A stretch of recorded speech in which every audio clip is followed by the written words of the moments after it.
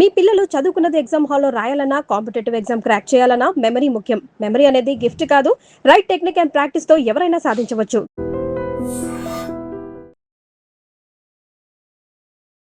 నమస్కారం, welcome to I dream. ధర్మ మార్గం విత్ విజిత కార్యక్రమానికి స్వాగతం.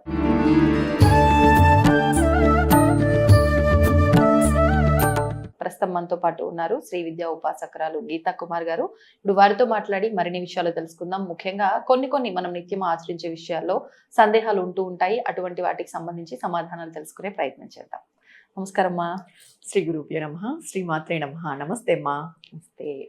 ముఖ్యంగా ఆడవారి విషయంలో ఈ మధ్య కాలంలో మనం ఎక్కువగా వింటూ ఉన్నాం ఒక విషయం ఏంటి అంటే, ఆడవారిని గనక మనం తరచుగా అంటే ఏడిపిస్తూ ఉంటే, ఆడవారిని ఇబ్బంది పెట్టినా, మగవారు ఆడవారిని ఇబ్బంది పెట్టినా అది స్త్రీ శాపంగా, అంటే ఆ స్త్రీ మనం ఏదన్నా సందర్భంలో నొచ్చుకునేలా మాట్లాడి నిజంగా వాళ్ళ హృదయానికి బాధ కలిగేటట్టుగా మనం హర్ట్ చేస్తే ఖచ్చితంగా స్త్రీ శాపం కింద మారుతుంది అని చెప్పి, అసలు నిజంగా ఈ స్త్రీ శాపం అనేది ఒకప్పుడు వినలేదు. అంటే పితృదోషాలు, ఈ సర్పదోషాలు ఇలాంటివే వింటూ వస్తున్నాం, కానీ స్త్రీ శాపం ఈ మధ్య కాలంలో ఎక్కువగా వింటున్నాం. మరి నిజంగా అసలు ఎటువంటి సందర్భాల్లో ఆడవారిని ఇబ్బంది పెడితే ఈ స్త్రీ శాపం వస్తుంది, దీనికి పరిహారాలు ఏమైనా ఉన్నాయా, వాటి గురించి వివరణ ఇవ్వండి. స్త్రీ శాపం ఉందా అంటే ఉంది. ఇప్పుడు మనం ఆడవాళ్ళని ఏ విధంగా చూస్తాం? పరదేవత సమానంగా చూస్తాం. అంటే పరదేవతే అన్నట్టుగా మనం భావిస్తాం. అలాంటి పరదేవత స్వరూపరాలైన స్త్రీని మనం బాధ పెడితే ఎందుకు అది శాపంగా మారదు? దీంట్లో ఏంటి అంటే, ఒక ఎగ్జాంపుల్ తీసుకుంటే మనకి రామాయణం చూసుకుంటే, మండోదరి ఏం చెప్తుంది రావణుడికి?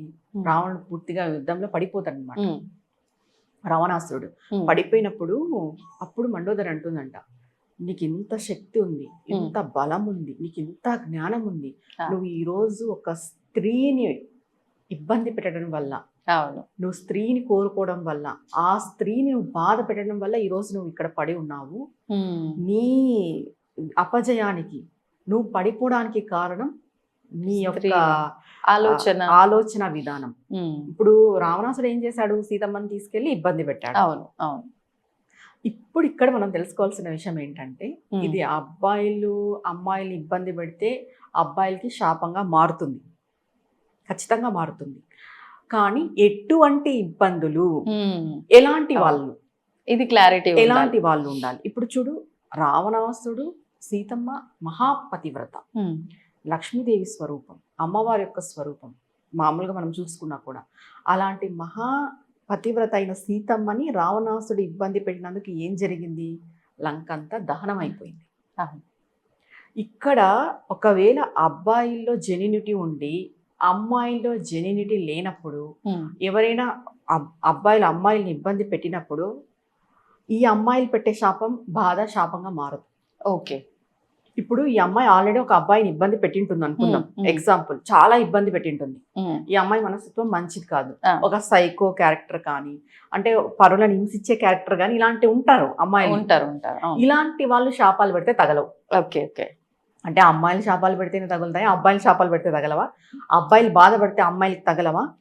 ఒక్కటండి, ఇక్కడ మనం గుర్తుపెట్టుకోవాల్సిన విషయం ఏమంటే, మనము ఎలాంటి మనస్తత్వం వాళ్ళని ఇబ్బంది పెడుతున్నాము మైండ్ లో పెట్టుకోవాలి. అది శాపంగా ఎలా మారుతుంది అంటే, నువ్వు ఎవరినైతే ఇబ్బంది పెడుతున్నావో ఆ వ్యక్తి, స్త్రీ అయినా పురుషుడైనా, ఇద్దరు ఇంక్లూడ్ దీంట్లో, ఆ వ్యక్తి ధర్మంగా ఉండి, న్యాయంగా ఉండి, భగవంతుని నమ్ముకోనుండి, తను చాలా అమాయకంగా ఉంటారు చూడు, అలాంటి వాళ్ళని అబ్బాయిల్ని బాధ పెట్టినా అమ్మాయిల్ని బాధ పెట్టినా అది శాపంగానే మారుతుంది.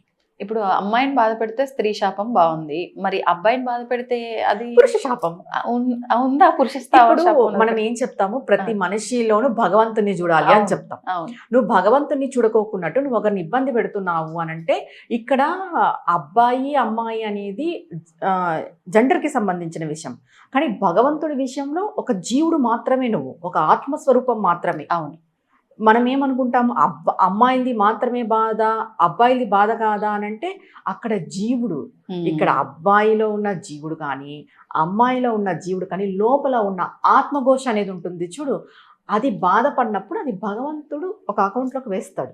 అంటే మనం భౌతికంగా ఆలోచిస్తున్నాం కాబట్టి శరీరాలు జెండర్ చూస్తున్నాం, దేవుడు అలా చూడడు, జీవుడినే చూస్తాడు. మనలో ఉన్న ఆత్మ బాధపడుతుంది.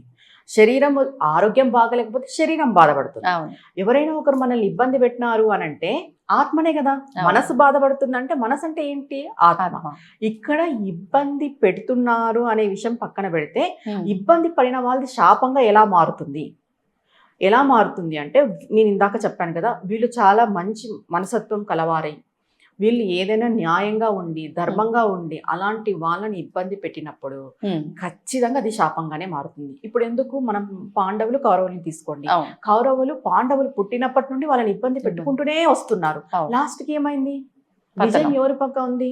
పాండవుల పక్క ఉంది. పతనం ఎవరైపోయారు? కౌరవులు అయిపోయారు. ఎప్పటికైనా శాపం అనేది ఇప్పుడు ఇది శాపంగా ఎలా మారుతుంది? ఇప్పుడు సపరేట్ స్త్రీ శాపానికి వచ్చారు కాబట్టి నేను ఈ విషయం చెప్తాను.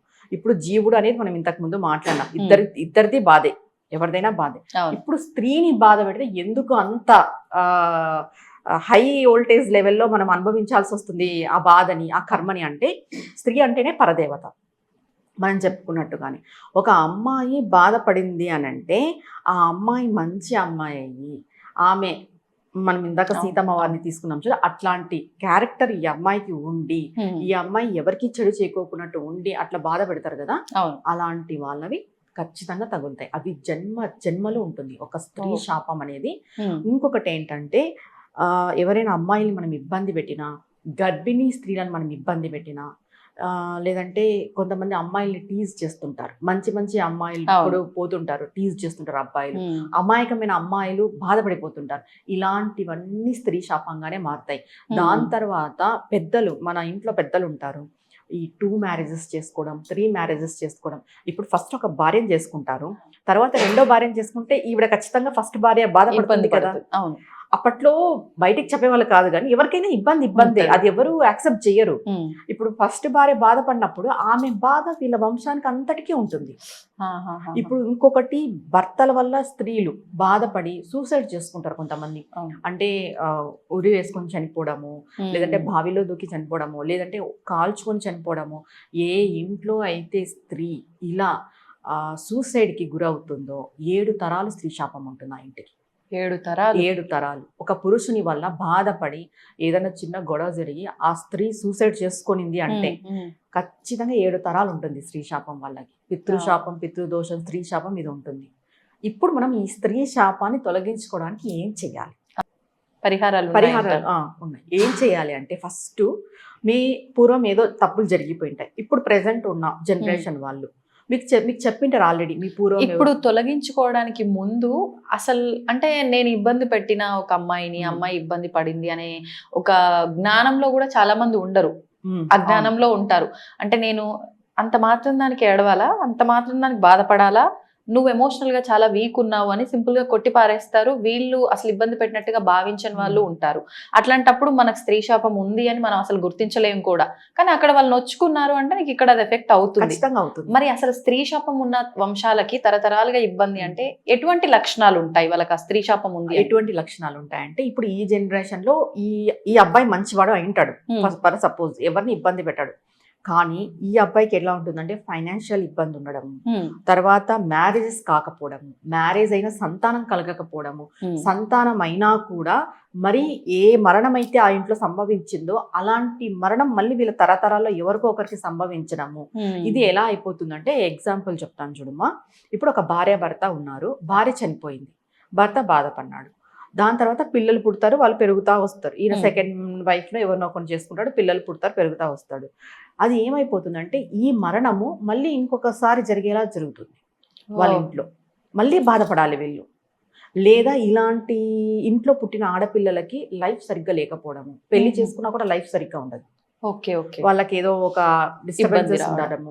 అబ్బాయిలకు కూడా అంతే. ఇప్పుడు ఎవరైనా స్త్రీ శాపం కలిగిన కుటుంబంలో పుట్టిన అబ్బాయిలకి మ్యారేజ్ లైఫ్ సరిగ్గా ఉండదు. వచ్చిన భార్యతో ఇబ్బంది రావడము, ఏదో ఒక అశాంతి, మనశ్శాంతి లేకపోవడము, మనోవేదనకి గురి కావడము, అన్నీ ఉంటాయి. కొంతమందికి డబ్బు ఉంటుంది, ఆస్తి ఉంటుంది, అన్నీ ఉంటాయి, కానీ అనుభవించేది ఉండదు. వాళ్ళు ఏదో ఒక మనోవేదన, ఎప్పుడు వాళ్ళు ఏదో ఒక దానికి బాధపడుతూనే ఉంటారు. అది ఎలా ఉంటుందంటే టార్చర్ లాగా ఉంటుంది. అది అనుభవించే వాళ్ళకే తెలుస్తుంది. ఒక స్త్రీ శాపం అనేది తరతరాలు వస్తుంది. దీనికి మనం ఏం చేయాలి పరిహారాలు అంటే, ఆల్రెడీ మనం జాతకాలు చూపించుకుంటే తెలుస్తుంది. చెప్తారు మీ పూర్వీకుల స్త్రీ శాపం ఉంది అని. ఓకే. అందుకు ఇప్పుడు జనరేషన్ అబ్బాయిలు కానీ ఎవరైనా సరే స్త్రీ శాపం ఉన్నా లేకపోయినా కూడా ఫస్ట్ ఆడవాళ్ళని గౌరవించండి. అవును. ఆడవాళ్ళలో పరదేవతను చూడండి. ఆటోమేటిక్గా మీ లైఫ్ చేంజ్ అయిపోతుంది. ఒక్కసారి మీరు ఒక 6 నెలలు, 1 సంవత్సరం, ప్రతి స్త్రీలోనూ మీరు అమ్మవారిని చూస్తూ ఒక గౌరవ భావంతో మీరు రండి. ఒక 6 నెలల సంవత్సరానికి మీ జీవితం బాగుపడకపోతే చూడండి. ఇది ఒకటి. తర్వాత అమ్మవారి యొక్క సేవ చేయాలి. టెంపుల్స్ ఉంటారు కదా, టెంపుల్స్లో వీళ్ళే వెళ్ళి, ఆ అమ్మవారి టెంపుల్లో వీళ్ళే వెళ్ళి స్వతహాగా సేవ చేయడం, అంటే చీపురు క్లీనింగ్ అంతా డస్ట్ అంతా క్లీన్ చేయడం, వాటర్ పెట్టడం, మీకు ఎంతైనా డబ్బుంది కాక, కానీ ఒక టెంపుల్లో పోయి, అమ్మవారి టెంపుల్లో పోయి వీళ్ళు ఖచ్చితంగా సేవ చేయాలి. ఇంకొకటి, చిన్న పిల్లలకి బాగా చూసుకోవాలి. ఆడపిల్లలు, ఇంట్లో ఉన్న చెల్లెళ్ళు, అమ్మ వాళ్ళు ఉంటారు కదా, వాళ్ళని బాగా చూసుకోవాలి. వచ్చిన వీళ్ళకి భార్య వస్తుంది కదా, వీళ్ళ భార్యను కూడా పరదేవతతో సమానంగా చూసి కంట నీరు పెట్టకూడదు. ఎందుకంటే ఆల్రెడీ మీకు స్త్రీ శాపం ఉంటుంది ఇంట్లో ఉన్న. ఇంకోటి, అమ్మాయిలు తల్లి పక్కన పెడితే నువ్వు పరస్త్రీని వస్తుంది మీ ఇంట్లోకి. మీరు పెళ్లి చేసుకొని ఇంకొక అమ్మాయిని తెచ్చుకుంటారు, ఆ అమ్మాయి మీ రక్త సంబంధం కాదు. అలాంటి అమ్మాయిని అసలుకే బాధపెట్టకూడదు. స్త్రీ శాపం ఉన్న మగవాళ్ళు బాగా చూసుకోవాలి. ఇంకా అమ్మవారి యొక్క సేవ చేసుకోవాలి. టెంపుల్స్కి మనం మల్లెపూలు దానం ఇవ్వడం. తర్వాత ఎవరైనా ఇది అంటాం చూడు, ఎటువంటి హెల్ప్ లేకోకున్నట్టుంటారు చూడు స్త్రీలు, ఆధారం లేకోకున్నట్టుంటారు కొంతమంది, కొంచెం ఫైనాన్షియల్గా ఇబ్బంది పడి ఉండడం. అలాంటి స్త్రీలకు వీళ్ళు హెల్ప్ చేయాలి. ఓకే. మళ్ళీ ఏదో ఆశించి కాదు, ఇది కూడా మెయిన్ ముఖ్యం. మనం ఇట్లా స్త్రీ శాపం ఉన్న వాళ్ళు ఏం చేయాలి, ఏది ఎక్స్పెక్టేషన్ లేకోకున్నట్టే హెల్ప్ చేస్తూ పోవాలి. స్త్రీలకి హెల్ప్ చేస్తూ రావడం, వాళ్ళకి సహాయం చేస్తూ రావడం, వాళ్ళని చూసుకోవడం, వాళ్ళకి ఏమైనా నీడ్స్ ఉంటే అందించడం ద్వారా ఈ స్త్రీ శాపం అనేది తగ్గిపోతుంది. తర్వాత ఖచ్చితంగా అమ్మవారి యొక్క ఆరాధన వీళ్ళు ఖచ్చితంగా చేయాల్సిందే. ఎందుకంటే ఆ స్త్రీ శాపాన్ని నిర్మూలించగల శక్తి అమ్మవారికి ఒకటే ఉంటుంది. అమ్మనే తీసేయగలదు, అది పరదేవత మాత్రమే. అమ్మవారు అంటే ఇప్పుడు లలిత అమ్మవారు, దుర్గామాత, ఏ అమ్మవారి ఆరాధన చేయొచ్చు. దుర్గమ్మ, లలితమ్మ, ఎవరైనా సరే ఏ ఆరాధన. ఇప్పుడు మనకి గ్రామ దేవతలు ఉన్నారు కదా, గంగమ్మ, ఎల్లమ్మ, వాళ్ళ ఇంటి దేవతలు, ఎవరైనా సరే అమ్మవారి యొక్క ఆరాధన అంటే వాళ్ళు ఎక్కువ అమ్మవారిని పూజించడం ద్వారా ఏమైతుంది అని అంటే ప్రతి ఒక్కరిలో వాళ్ళ అమ్మవారిని చూసే తత్వం వీళ్ళకి వస్తుంది. ఇప్పుడు అమ్మాయిల్ని టీజ్ చేయడము, ఏడ్పించడం ఇవన్నీ మానుకుంటారు ఆటోమేటిక్ గా. ఒక భక్తుడు అమ్మవారిని కొలుస్తున్నాడు అని అంటే ఇంకొక అమ్మాయిని ఎలా బాధ పెట్టగలడు? ఆటోమేటిక్ గా వీళ్ళ లైఫ్ చేంజ్ అవుతూ వస్తుంది.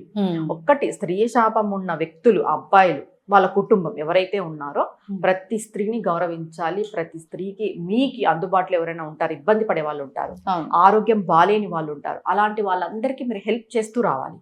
నిస్వార్థంగా హెల్ప్ చేయాలి. అప్పుడు మీకున్న స్త్రీ శాపాలు తొలగిపోతాయి. ఇంకా అంతే కాకుండా మీ భార్య మీకు వస్తుంది కాబట్టి అదే అమ్మాయి పర ఇంటి నుండి వస్తుంది, మీ రక్త సంబంధం కాదు. మీ రక్త సంబంధం కాని అమ్మాయిని మీరు చాలా చక్కగా గౌరవించి చాలా ఇదిగా చూసుకోవాలి. ఎప్పుడైతే భార్యని ఏ వ్యక్తి అయితే సేవిస్తాడో ఆ వ్యక్తికి స్త్రీ శాపం తొలగుతుంది. ఫస్ట్ మన ఇంట్లోనే ఉంటారు ఆడవాళ్ళు, వాళ్ళకి రూపంలో తల్లి, భార్య రూపంలో ఒక స్త్రీ, వీళ్ళిద్దరిని సక్రమంగా చూసుకుంటూ వెళ్తే కొంత శాప విముక్తి జరుగుతుంది. తర్వాత సేవలు, ఇవన్నీ కూడా సేవలు, హెల్పింగ్, అలా దైవారాధన, భార్యని అమ్మని బాగా చూసుకోవడం. కానీ ఇదే చెయ్యరు. ఫస్ట్ ఇంట్లో బయట మామూలు హడావిడి ఉండదు. ఆడవాళ్ళ విషయంలో వచ్చేసరికి మిగతా విషయాలు ఇంట్లో వాళ్ళ విషయం బయట అసలు బయట ఎవరైనా బాధపడుతున్నారంటే మన ఇంట్లో వాళ్ళు ఫస్ట్ తట్టుకోలేరు. అంటే అట్లుంటది అనమాట వాళ్ళ ఫీలింగ్, అయ్యో వాళ్ళు కానీ ఇంట్లో ఆడవాళ్ళు బాధపడితే మాత్రం కంటికి కూడా కనపడదు. అలా కాదు, ఫస్ట్ మీ ఇంట్లో ఆడవాళ్ళని మంచిగా చూసుకోండి. మీ ఇంట్లో ఆడవాళ్ళకి రెస్పెక్ట్ చేయండి, ప్రేమగా చూసుకోండి. వాళ్ళకి ఏమైనా హెల్ప్, మీ నీడ్ ఉంది, మీరు హెల్ప్ చేయాల్సి వస్తే మీరు ఖచ్చితంగా హెల్ప్ చేయండి. మీ తల్లికి, మీ చెల్లికి, మీ భార్యకి. మీ ఇంట్లో చూసుకున్న తర్వాత బయట పరస్త్రీ వరకు వెళ్ళండి. హెల్పింగ్ మీకు అంత చేసే స్తోమత ఉంటే చెయ్యండి, తప్పు లేదు, నిస్వార్థంగా చెయ్యండి. ధన్యవాదాలు. నమస్తే అమ్మా.